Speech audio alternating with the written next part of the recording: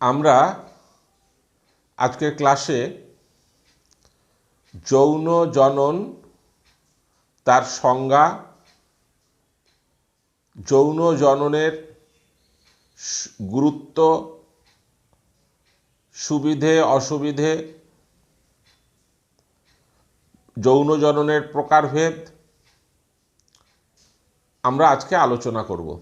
তোমরা বোর্ডের দিকে তাকাও। যৌন জনন এর সংজ্ঞা দেখো, বলা হয়েছে যে জনন প্রক্রিয়ায় একই প্রজাতির দুটি ভিন্ন লিঙ্গের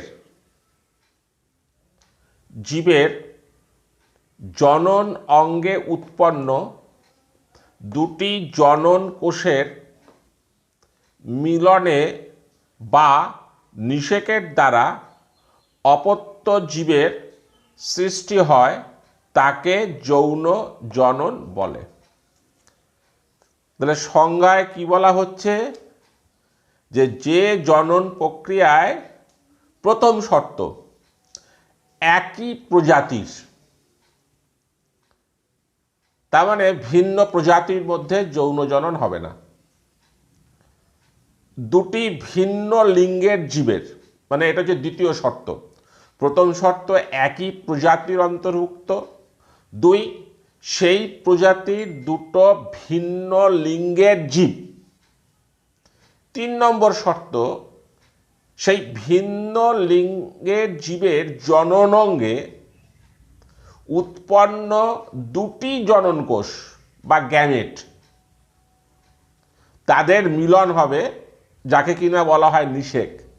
সেই মিলন বা নিষেকের দ্বারা নতুন অপত্য জীবের সৃষ্টি হয়, তাকে যৌন জনন বলে। এই সংজ্ঞা থেকেই দেখো যৌন জননের বৈশিষ্ট্যগুলি বেরিয়ে আসছে। যেমন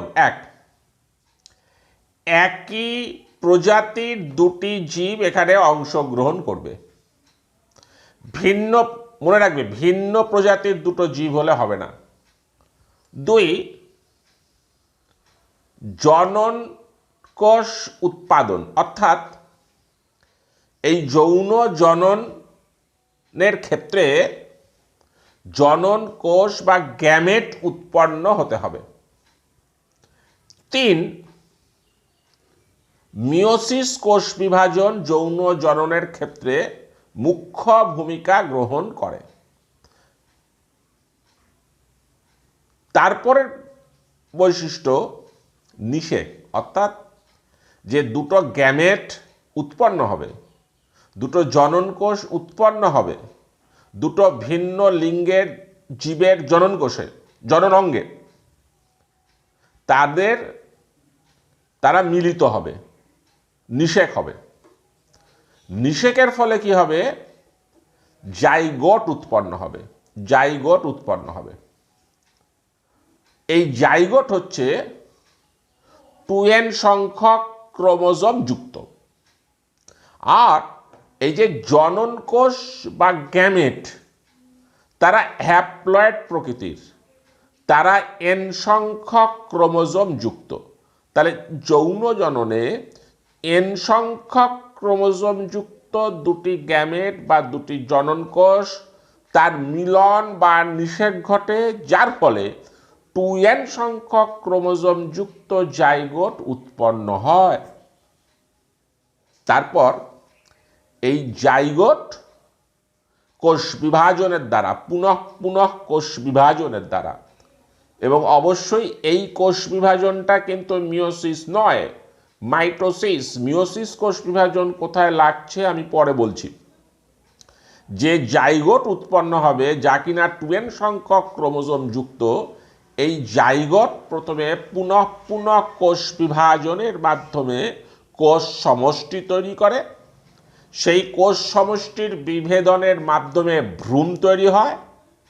এবার ভ্রূণ থেকে পরবর্তীতে পূর্ণাঙ্গ জীব তৈরি হবে।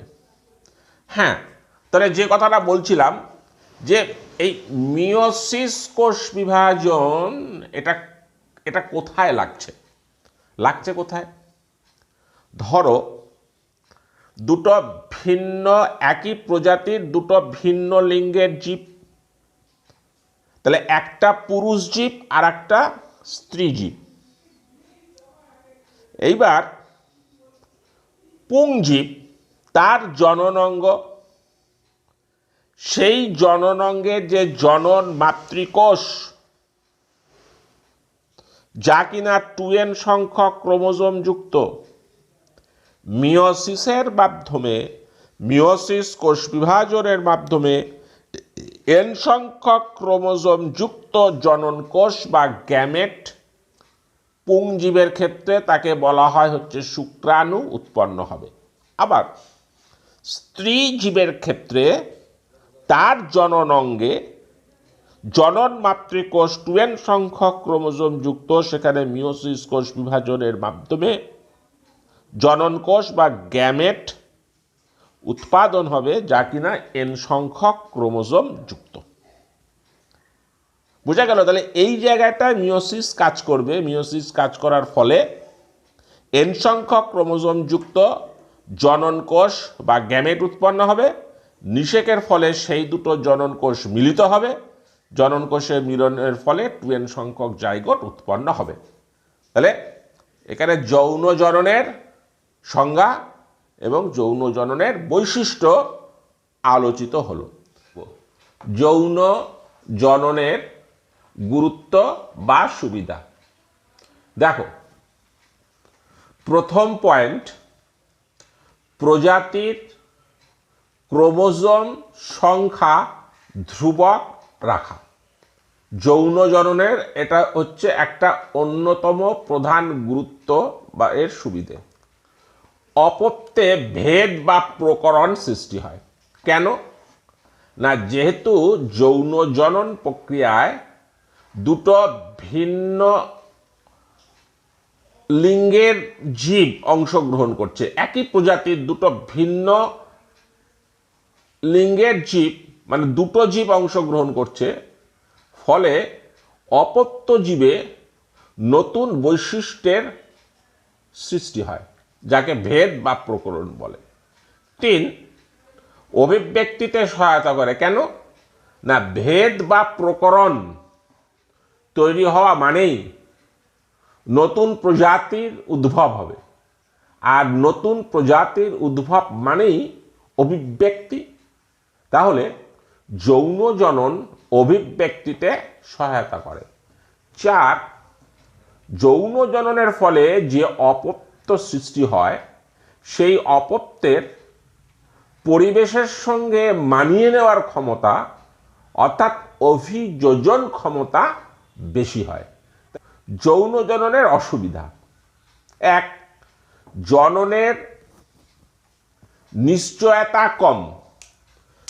জননের নিশ্চয়তা কম কেন না, যৌন জননের ক্ষেত্রে যেহেতু দুটো জীব লাগবে, একই প্রজাতির দুটো জীব লাগবে, দুটো প্রজাতির জীব না পেলে জনন হবে না, তাই জননের নিশ্চয়তা কম। 2, যে যৌন জনন অধিক সময় সাপেক্ষ প্রক্রিয়া, অধিক সময় সাপেক্ষ প্রক্রিয়া। 3, যৌন জননের মাধ্যমে কিছু যৌন রোগ আছে, সেই রোগের সঞ্চালন ঘটতে পারে।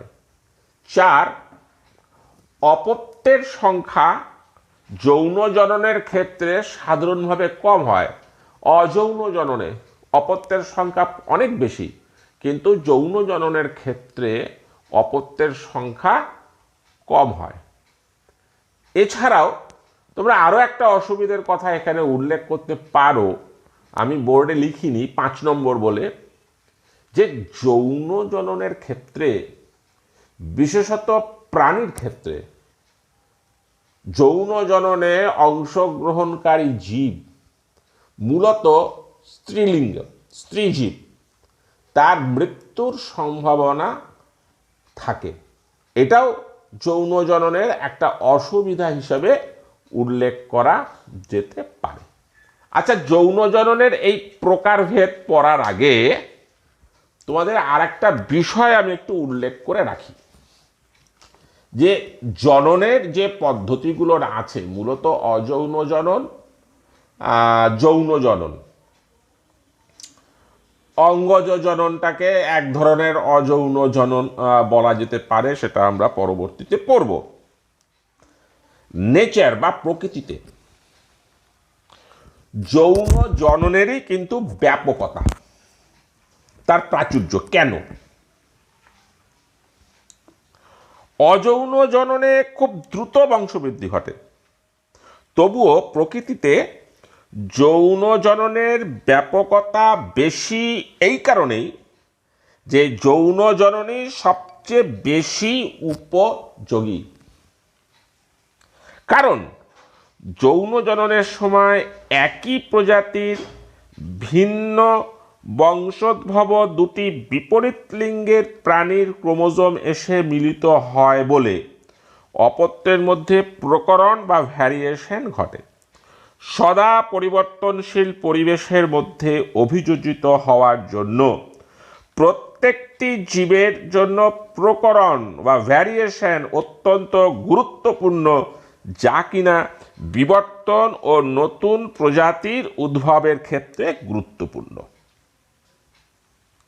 যৌন জননে উৎপন্ন অপত্যদের মধ্যে বৈশিষ্ট্যগত মিল নাও থাকতে পারে, কারণ প্রকৃতিতে যতগুলি অপত্য উৎপন্ন হয় ততগুলি প্রকরণ সৃষ্টির সম্ভাবনা থেকে যায়। ফলে অনেকগুলো প্রকরণের সমাহার ঘটে জীবে, ফলে বিবর্তন প্রক্রিয়া কাজ করার সুযোগ পায়, যা প্রজাতির উৎকর্ষতা বৃদ্ধি করে। এই কারণেই বলা হয় যে এই যৌন জনন হচ্ছে প্রকৃতিতে এর ব্যাপকতা হচ্ছে বেশি। তোমরা এটাকেও যৌন জননের একটা গুরুত্ব হিসাবে তোমরা এই কথাটাকে ব্যবহার করতে পারো। যে যৌন জনন দু রকম দেখতে পাচ্ছ, একটা হচ্ছে কনজুগেশন বা সংশ্লেষ, বাংলা হচ্ছে সংশ্লেষ, আর একটা হচ্ছে সিনগ্যামি। কনজুগেশন বা সংশ্লেষ কাকে বলবো? দেখো, একটা সংজ্ঞা দেওয়ার চেষ্টা করা হয়েছে এখানে। সংশ্লেষ নালী গঠনের মাধ্যমে কিছু নিম্ন শ্রেণীর উদ্ভিদে, কিরকম নিম্ন শ্রেণীর উদ্ভিদ না, ব্যাকটেরিয়া বা স্পাইরোগাইরা ক্ষেত্রে ঘটে। দুটি ভিন্ন স্ট্রেন নিম্ন শ্রেণী উদ্ভিদ বা ব্যাকটেরিয়ার ক্ষেত্রে তো আমরা বলতে পারি না এটা স্ত্রীজীব আর এটা পুংজীব। এক্ষেত্রে ওই স্ট্রেন কথাটা ব্যবহার করা হয়। দুটি ভিন্ন স্ট্রেনের দুটি কোষের মধ্যে জেনেটিক বস্তুর মিলনকে কনজুগেশন বলে, এবং এই কনজুগেশনের ফলে তৈরি হয় হচ্ছে জাইগোস্পোর। এই জাইগোস্পোর থেকে পরে নতুন জীব তৈরি হয়। আমরা একটা ছবির দিকে এবার একটু নজর দিই। এখানে স্পাইরোগাইরার কনজুগেশন বা সংশ্লেষ দেখানো হয়েছে। এই দেখো, এই হচ্ছে একটা স্পাইরোগাইরা সূত্র, আর এই হচ্ছে আর একটা স্পাইরোগাইরা সূত্র।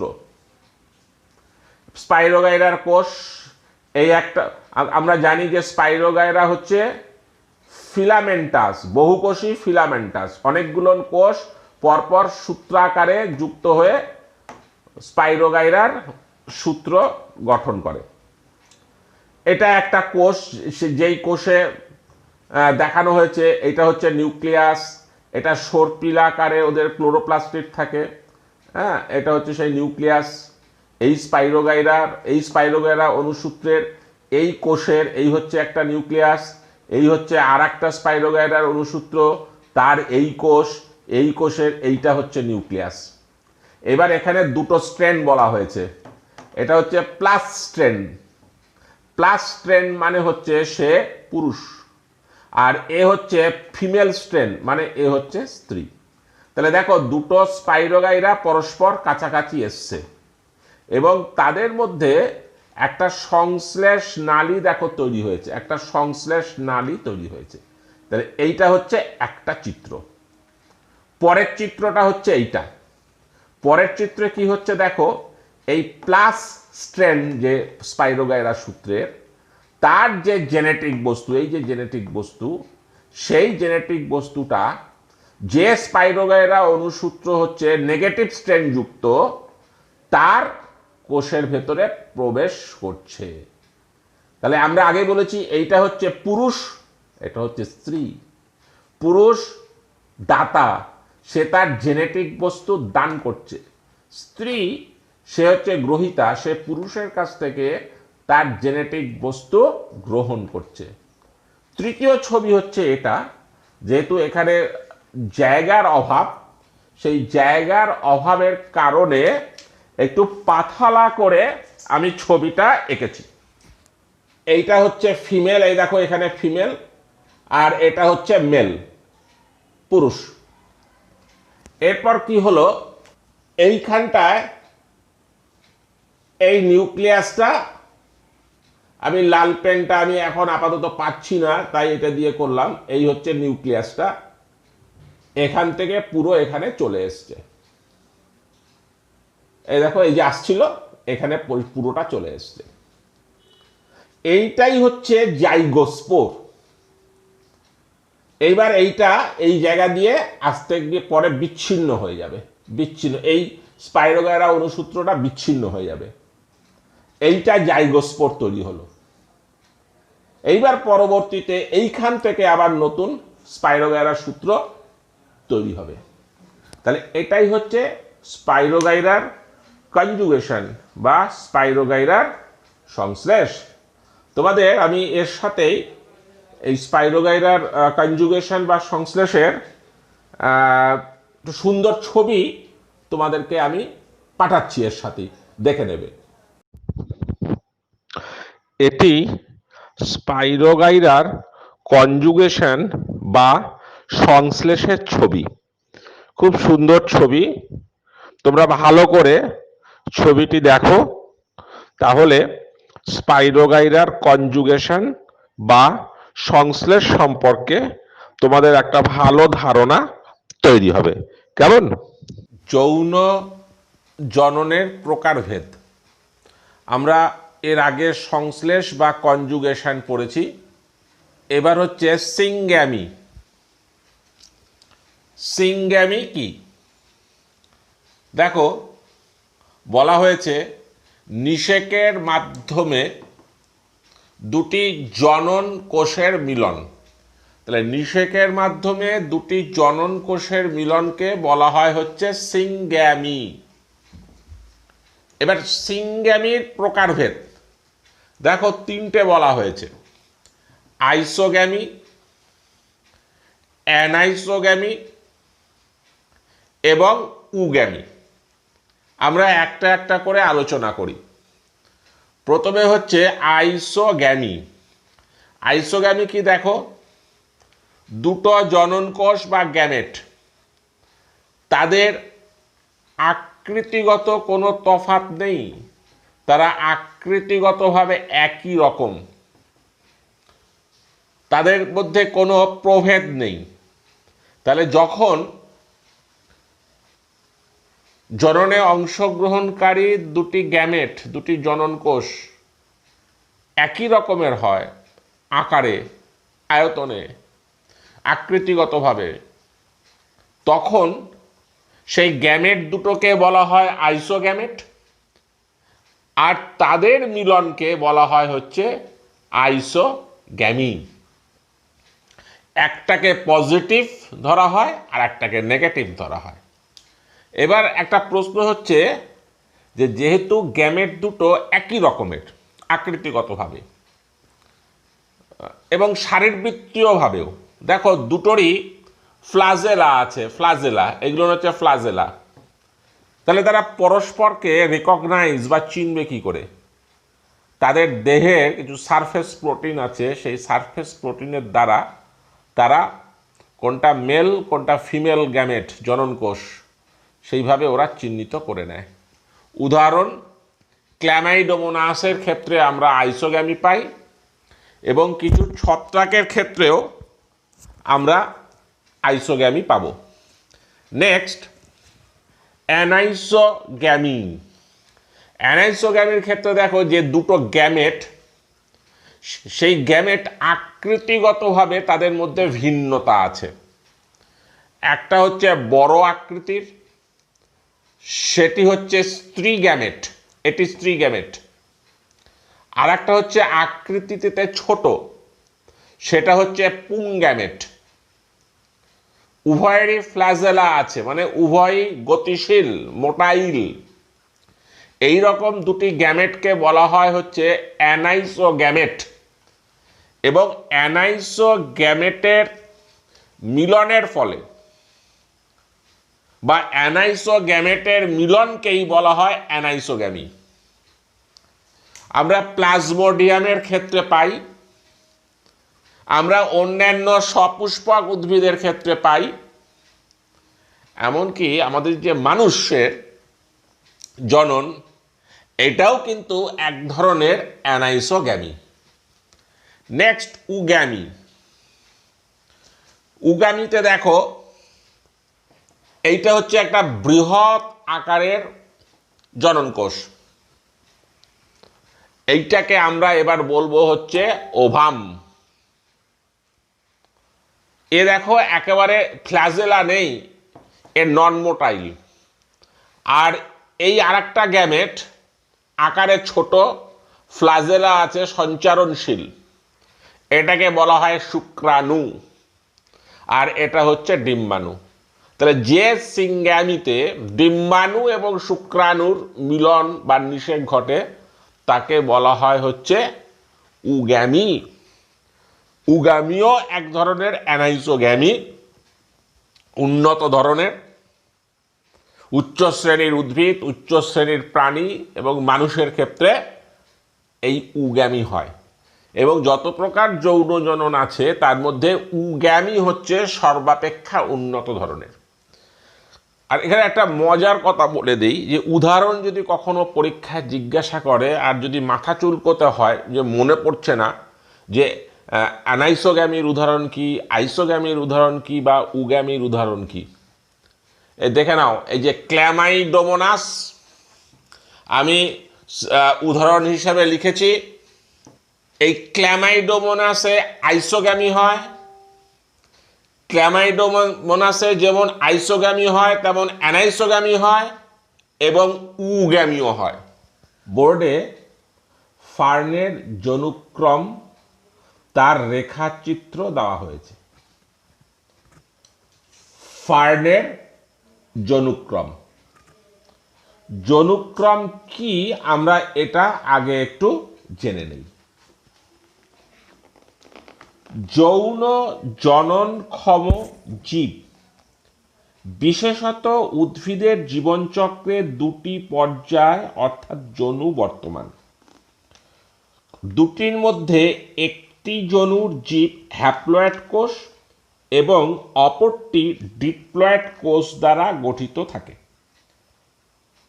এই যনু দুটিকে যথাক্রমে হ্যাপ্লয়েড বা লিঙ্গধর যনু বা গ্যামেটোফাইটিক জেনারেশন এবং ডিপ্লয়েড বা রেণুধর যনু বা স্পোরোফাইটিক জেনারেশন বলে। এরা পর্যায়ক্রমে আবর্তিত হয়। এই আবর্তনকে জনুক্রম বলে। তাহলে জনুক্রম কি হলো? যে কোনো কিছুর জনুক্রম। জীবনচক্রে, জীবের জীবনচক্রে ডিপ্লয়েড রেণুধর যনু এবং হ্যাপ্লয়েড লিঙ্গধর যনুর পর্যায়ক্রমিক চক্রবৎ আবর্তনকে জনুক্রম বলে। ফার্নে বা মসে এই জনুক্রম সুস্পষ্টভাবে পরিলক্ষিত হয়। এখানে ফার্নের জনুক্রমের রেখাচিত্র দেখানো হয়েছে। আমরা এবার এটাকে একটু বোঝার চেষ্টা করি। তোমরা সবাই নিশ্চয়ই ফার্ন গাছ দেখেছো। এইটা হচ্ছে ফার্নের মূল উদ্ভিদ দেহ, বা এটাকেই বলা হয় রেণুধর। তোমরা যে ফার্ন গাছটাকে রাস্তাঘাটে দেখতে পাও, পূর্ণাঙ্গ ফার্ন গাছ, তাকেই বলা হয় ফার্নের মূল উদ্ভিদ দেহ বা রেণুধর দেহ, যা ক্রোমোজোম সংখ্যা 2n প্রকৃতির। এইবার ফার্নের পাতা লক্ষ্য করবে, একটা ফার্ন গাছ খুঁজে নিয়ে, ফার্ন গাছের পাতার পেছন দিকে রেণুস্থলী থাকে।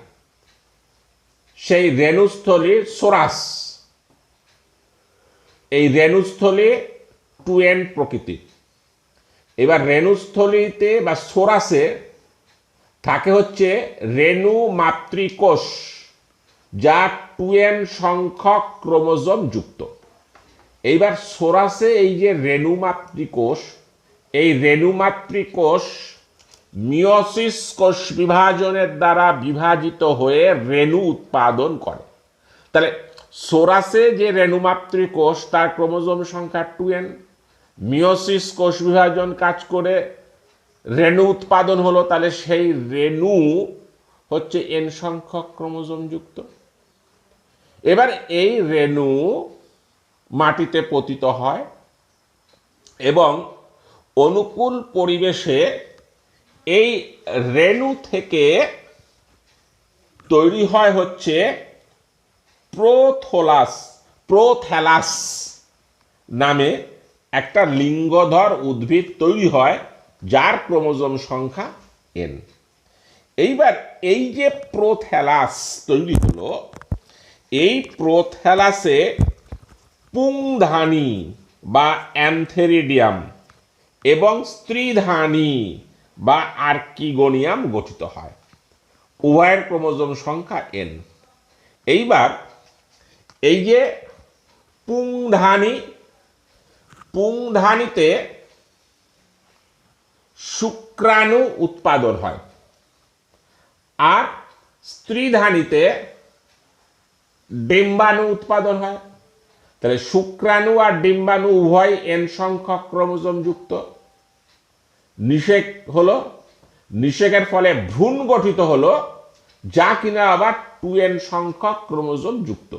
এবার এই ভ্রূণের বিকাশ হয় এবং ভ্রূণটাই আবার পূর্ণাঙ্গ ফার্ন গাছ তৈরি করে, ফার্নের মূল উদ্ভিদ দেহ বা রেণুধর উদ্ভিদ গঠন করে। তাহলে দেখো, এই মিওসিস থেকে এরকম একটা দাগ দিয়ে দিয়েছি, এই দাগ, এই দাগটার এ পাশটা হচ্ছে সব লিঙ্গধর জনু। দেখো সব n সংখ্যক ক্রোমোজোম যুক্ত, সব হ্যাপ্লয়েড জনু। তাহলে এটা হচ্ছে লিঙ্গধর জনু বা হ্যাপ্লয়েড জনু। আর এই রেখার এই দিকটা দেখো সব ডিপ্লয়েড, 2n। তাহলে এই অংশটা হচ্ছে রেণুধর জনু বা ডিপ্লয়েড জনু। তাহলে আর এটা হচ্ছে ফার্নের জীবনচক্র। তাহলে ফার্নের জীবনচক্রে লিঙ্গধর জনু বা হ্যাপ্লয়েড জনু এবং রেণুধর জনু বা ডিপ্লয়েড জনু পর্যায়ক্রমে আবর্তিত হচ্ছে। এটাই হচ্ছে জনুক্রম। এবং আমরা ফার্নের ক্ষেত্রে জনুক্রমের ব্যাখ্যা আমরা করলাম। বেশ, আজকের ক্লাসে এই পর্যন্ত। আমরা পরবর্তী ক্লাসে আবার নতুন বিষয় আলোচনা করব। বাড়িতে থেকো, সুরক্ষিত থেকো, ভালো থেকো, আর অবশ্যই একটু পড়াশোনা করো।